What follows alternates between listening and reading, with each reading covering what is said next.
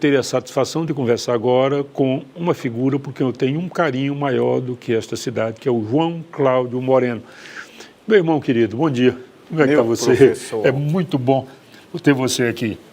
Meu mestre em generosidade de vida. Bom, deixa eu contar para vocês uma coisinha. O João tem uns calundus de quando em vez, isso é normal. Menino era o mais novo da família. Não apanhou, né? Calundu é normal em menino. Então, eu estava no Ceará com os amigos, e lá pelas tantas o João teve um calundu e ficou magoado e aborrecido e disse assim, eu estou morrendo de inveja de vocês. Ele falou sério. Eu, Genuíno Salles e o Edmilson Caminha. E a gente ficou meio constrangido, afinal de contas todos nós temos uma admiração enorme pelo João. Falei, que besteira é essa, o Glória do Piauí? Ele falou, vocês têm uma profissão e vocês se realizam bem na profissão de vocês. Eu não tenho profissão nenhuma. A gente teve que dar uns tapas no João para ele se recuperar. E agora, depois de 30 anos, tu já descobriu que fazer humor é uma profissão ou continua sendo apenas uma brincadeira?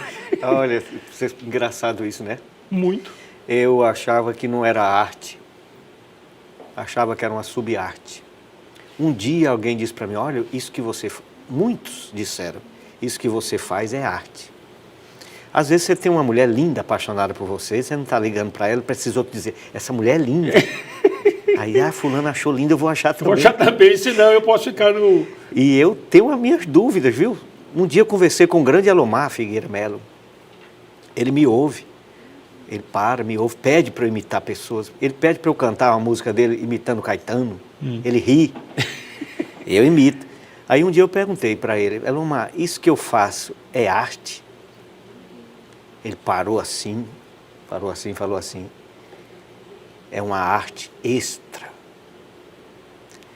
Agora, transformar em profissão cabe a mim. Confere. Não é? Para profissionalizar, quer dizer, ser um profissional é um desafio para mim. Pessoal, não tem Até nada. agora eu vou levando muito na gaita. Já é hora de começar. 30 anos é bastante tempo. É muito tempo. Então, eu vou me profissionalizar agora. O João tem uma coisa curiosa. Os humoristas, do modo geral, e ele conhece muitos, são muito mal-humorados. Alguns muito ressentidos, muito. Não por acaso, de vez em quando, um se mata. Para não ir muito longe, o criador do Amigo da Onça, o Pérez Maranhão, se matou. Aquele ator famoso que fazia o papel Robin não sei o quê. O Robin Williams. Era depressivo e se matou. É. O Renato Aragão, fora do ambiente das gravações e dos shows, ele é extremamente tímido e mal-humorado. É. O Zacarias era tímido, que não abria a boca e muito... Não vou dizer que fosse... ressentido, mas muito triste, melancólico. É uma coisa curiosa. Então, o João é uma exceção. Por quê?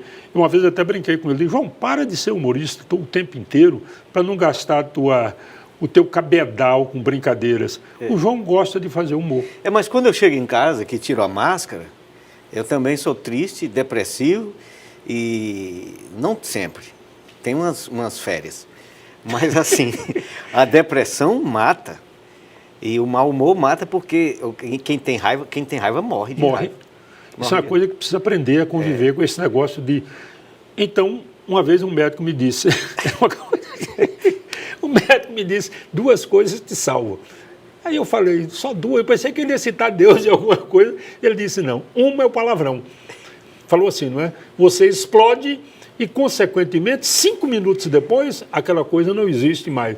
A outra é quando uma comida te faz mal, você tem um desarranjo intestinal na hora, quer dizer, não guarda também a coisa no intestino. Vai por aí, não é? Sim, mas eu acho que o mau humor... Uma vez eu disse isso numa entrevista e o Jó Coelhos gostou muito dessa frase. O mau humor é uma das manifestações mais engraçadas do humor humano. Não tenho dúvida. Não é? Sim. Eu me divirto muito até com... o meu mau humor depois. Na hora não. Na hora não. Na hora você que o Chico Anísio dizia que o humor é a tragédia de ontem. Não é? Perfeito. Ele dizia, olha, no auge da minha separação, ele dizia, você está sofrendo muito, mas daqui a 10 anos você vai rir dessa história. E não é que é verdade? É verdade. Coisas que magoavam demais com o decorrer do tempo. Bom, há pessoas que ficam remoendo o sofrimento. O poeta Dobal, o João conheceu, e eu tinha para o Dobal um carinho de mãe, não era de filho nem de pai. O Dobal às vezes me perguntava, como é que você, tendo passado o que você passou e sendo tão pobre, você é tão alegre e generoso? Eu digo, quem sofre 2 vezes a mesma coisa é burro. Você sofre o ontem, você não pode evitar o sofrimento do hoje. Você traz a carga do ontem para o hoje e começa a projetar amanhã, você vai sofrer muito, né, seu João? Eu peguei essa herança. Você sabe que nossa cultura é matriarcal. Sim. Você mesmo Sim. explicou por que essas imagens do Mestre Dezinho têm a mesma cara. É a cara da mãe dele. Da mãe dele. Foi você que descobriu isso. Exatamente. E aí você me mostrou o retrato da mãe dele. Falei, aquele queixo enorme, mãe, aquela cara quadrada. Exatamente. A minha mãe, ela foi perdendo os filhos, já enterrou 4. Deus do céu. Nós somos ruim. 12. Sim. E tem um irmão agora, depois que o meu irmão mais velho, que era tudo para nós, morreu, e minha mãe quase morre também, tem um outro irmão que faz tudo em casa. Tira goteira, compra carne, até troca a fralda dela. Então ele é imprescindível. Ele passou 15 dias na UTI. Porque teve uma chikungunya e bebeu. Nossa Senhora do Todo céu. mundo tem seu nanô em casa. Nanô do Baião. Sim. O meu é o Bené. Que não está nem aí, né, o nanô. Sim. Aí eu chamei ele agora. Fui lá e soube que ele voltou a beber. Eu fui falar com ele, que eu não tenho moral para falar com ninguém. Eu não cuido de... Ainda mais com o meu irmão mais velho. Eu disse, rapaz, você não pode beber, porque você não pode morrer. A minha mãe não pode ver você. Não pode morrer antes da minha mãe. Ele olhou para mim e disse, ela não morre. Então, culpa. Isso é humor. Isso é humor. Agora, João, me diz uma coisa. Como é que nós, nordestinos, sertanejos, e que vivemos no limite, de onde é que se tira tanta graça de tudo, não é, rapaz? Será que isso é uma herança judaica, que os judeus são grandes humoristas, você sabe disso? São. Será que isso tem alguma coisa a ver? Tem. Ou não, João? Tem a ver também, Sinésio, porque nós estamos inseridos na cultura judaico-cristã, quer queira ou quer não queiramos. Sim. E um dia, eu conversando com o Salgado Maranhão, eu disse, Salgado, nós devemos muito aos judeus. Aí ele olhou para mim e disse, não, eu falei assim, nós devemos muito ao judaísmo. E ele falou, sim, daquele jeito dele. É. E ao judeu Cristo. E aí ele me explicou, porque os judeus nos deram o sentido do amanhã. Então, Sinésio, se nós pegarmos o Nordeste e compararmos com a região lá da Terra Prometida... Tem muito a ver. É igual. Tem muito a ver. A música Caldeirão dos Mitos, do Braulio Tavares, sim, que a Elba Ramalho gravou no primeiro disco, vai mostrando a semelhança na nossa região. Então o humor existe porque a gente sofre. Aonde não se sofre, não há necessidade do humor. É um mecanismo sofisticado de sobrevivência. Sobrevivência. É o que eles chamam de tirar leite das pedras, não é? Literalmente. Porque você não tem, e do que você não tem, tira. O meu pai, o João, um dia me perguntou, só tem mãe? Só falava da mãe, não era? Vamos perguntar uma vez, só tem mãe. E aí me obrigou a escrever um livro sobre meu pai, que eu vou dedicar a você. Né? Seu Liberato, eu vou dar assim, ao João que me obrigou a escrever um livro sobre o Seu Liberato. Mas, Sinésio, Seu Liberato era secundário no processo? Era, porque ele aceitava passivamente esse papel. Ele delegou à dona Piscina a obrigação de pensar e decidir. Ele realizava, ele fazia, mas ele... Ou seja, de certa forma também era uma manha dele, porque ele não precisava pensar as situações mais complexas, ele se limitava a fazer. E era de uma coisa rara, João, eu não sei como era o teu pai. O meu pai era uma delicadeza, que a dona Porcina perto dele era um mandacaru. Não estou brincando, não. O meu pai era capaz de trazer da roça, ele ia para a roça e trazia da roça uma flor. Tu conhece flor de chique-chique? Sim. O rabo de raposa era uma florzinha linda. Meu pai trazia aquilo para mim. Quando não tinha nada, trazia uma pedra, um seixo ralado, lindo, maravilhoso. Isso não é normal em sertanejo. Agora, então... ela podia receber a flor bruscamente, botar ali, apertada, aperreada, que ela estava com os afazeres, mas ela sabia o significado daquilo. Sim, meu pai era um homem extremamente delicado. Ele aparentemente era sério, uma pessoa as pessoas respeitavam muito o seu Liberato, era um homem de bem e tal, tal. Quando ele estava entre os dele, um grupo pequeno, ele era um humorista que você perto dele, ele imitava meio mundo, ele tirava sarro com meio mundo. Tem uma história dele que eu me permito, vou acabar tomando o programa do João, estou parecendo um Ziraldo. Não, mas é bom, bom é assim. Meu pai estava tá em casa e chegou um cidadão chamado Guilicermo, devia ser Glicermo, nós chamávamos de Guilicermo. E o Guilicermo tinha a fama de virar lobisomem porque vivia amaziado, amigado com uma filha. E aí, de repente, chegou o Guilicermo em casa. Eu era muito pequeno. Aí a meninada toda ficou meio assustada porque conheciam a fama do Guilicermo. O Guilicermo chegou, sentou com meu pai, ele pediu água, café, não sei o que e tal. Ficaram proseando. Ele me chamou, ô Santo, me chamava de Santo, ele não aprendeu meu nome nunca. Ô Santo, traz uma brasa para acender o cigarro aqui. A brasa, tu sabe como é que eu botava a brasa numa colher e levava para acender o cigarro. Aí eu cheguei, aí fiquei por perto, que era para sentir o lobisomem de perto, não é? Quando meu pai percebeu a minha angústia, a curiosidade, ele virou assim, João, e disse, ô, seu Guilicermo, me diga uma coisa, o senhor acredita que um vivente de Deus, um cristão, possa virar lobisomem, virar bicho? Pô, isso é uma pergunta muito louca, né? O Guilicermo deu assim uma mexida na cadeira e disse, ô Liberato, eu acho que ninguém vira bicho, não, a gente fica assim meio transparente. Isso é o humor mais sofisticado, na cara do freguês. É a quintessência do humor.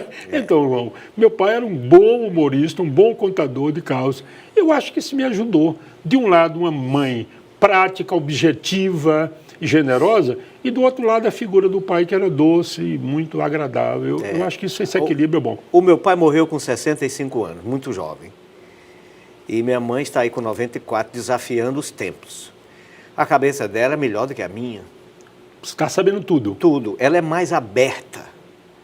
Ela tem uma cabeça boa no ponto de vista moderna. Ela aceita, ela se adapta. Ela não é tão conservadora quanto eu e nem tão hipócrita. É uma cabeça maravilhosa. E foi a pessoa mais estável que eu conheci. Meu pai era instável. Então, toda a nossa bipolaridade, minha e de meus outros irmãos, vem do meu pai. Naquele tempo a gente não sabia que tinha esse negócio de bipolar. A gente pensava que ele era ruim. Eu não Simples. Ele chegava em casa, se o pote não tinha água, ele quebrava o pote. Em lugar de botar água no pote, ele quebrava, né? Chegasse em casa, tivesse uma trouxa de roupa em cima da cadeira, que não estava lavada ainda, ele jogava a trouxa no mato. Não tinha paciência, tinha que chegar em casa, tá a mesa colocada, tempero verde cortado. Alguém ia apanhar se aquilo não tivesse. Agora a mamãe não. Ela tanto faz as coisas estarem bem como mal, ela sofre, mas... Aliás... Mantém o controle. Você sabe que minha mãe, o meu irmão morreu, ela comia com a lágrima caindo no prato. Que coisa, e disse, né? eu não deixo de comer, e nem deixo de viver, e nem deixo de fazer nada pelas coisas ruins que acontecem comigo. Eu vou sofrendo, mas vou. Bom, eu acho que essa fortaleza toda, de certa forma, é referência muito, muito positiva na vida da gente. E a dona Piscina, já bastante doente, isso está naquele livrinho meu, e eu brincando com ela já estava bem doente, João, eu brincando com ela, peguei na cabeça, passeando de carro à tarde, ela adorava sair de carro à tarde comigo, eu peguei na cabeça da minha mãe assim, apertei um pouco, ela estava com o cabelo molhado e tal, de cabeça de jacu, passou a vida inteira dando comida a vagabundo, quando podia ter juntado esse dinheiro para mim. Ela virou-se assim e disse, nunca faltou para ninguém, nem para você. Isso já estava bem perturbado. Você imagine a agilidade de pensamento da minha mãe, a presteza, a inteligência que ela tinha para encontrar a solução para as coisas. Isso marca muita gente, não é, Silvão? Mãe marca muito, não é? Eu acho que marca e acho que essa cultura matriarcal judaica também. Sim. Não é? Veja que a necessidade da religião de ter uma mãe. O elemento feminino. Inventaram até uma para Cristo, não é? Quer dizer. Pois é, porque a igreja primitiva já cultuava Maria, mas aí houve um descaso. No século XII, São Bernardo e outros ressuscitaram o feminino, que em todas as religiões está presente, Sinésio. As figuras femininas da Bíblia são fantásticas. Se você ainda não leu, meu irmão, minha irmã, leia Judite, O livro de Judite, João, não tem um conto mais bonito do que o livro de Judite. Eu não conheço em toda a Bíblia nenhum conto, João, tão bonito. Judite, Esther, Tamar, Ruth.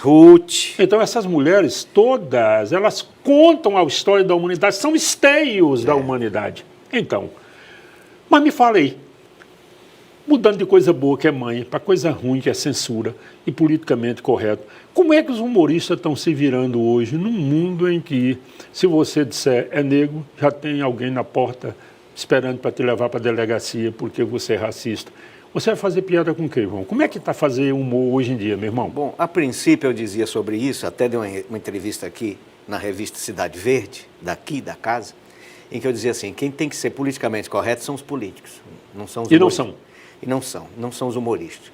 Mas há que se pensar também uma coisa, o mundo mudou e há uma consciência nova para nós vermos com outros olhos a questão da tolerância e a questão da diversidade e os problemas que doem nas minorias que não doem em nós. Sim. Então a regra é básica, se fizer rir, é humor. Agora, se não fizer rir, só ofender... Machuca. Não é humor e é gratuito. Eu já fiz isso muito, Sinésio, que hoje eu não faria mais. Piada com negro, com mulher feia, com minorias, com doentes. Porque eu tenho que ver também, tem que fazer com uma certa sensibilidade que até a própria pessoa ria. O negro ria, a mulher ria e tal.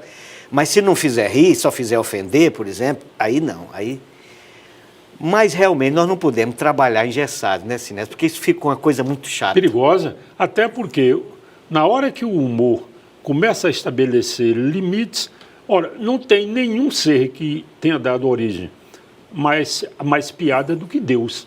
Exato. Os desenhistas adoram criar até um Deus que todos eles copiam, né? Com aquele triângulo na cabeça, né? Faz a figura de um velhinho e põe um triângulo na cabeça que é para simbolizar Deus. Quantos humoristas, quantos cartunistas desenharam Deus? Eu tenho meus conflitos por causa da minha formação religiosa demais. Eu fui inculcado de toneladas de catolicismo.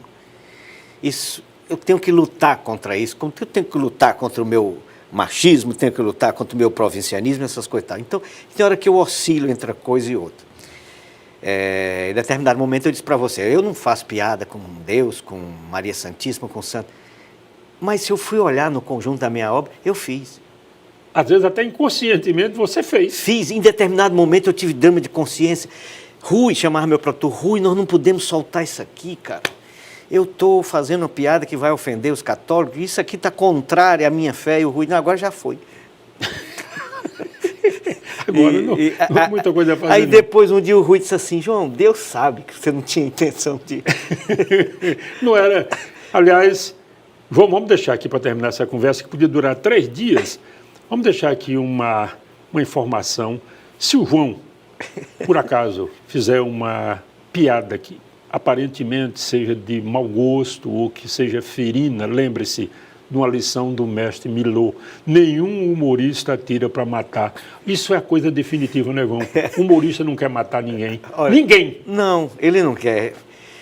E nem mata. Nem mata. Nem mata.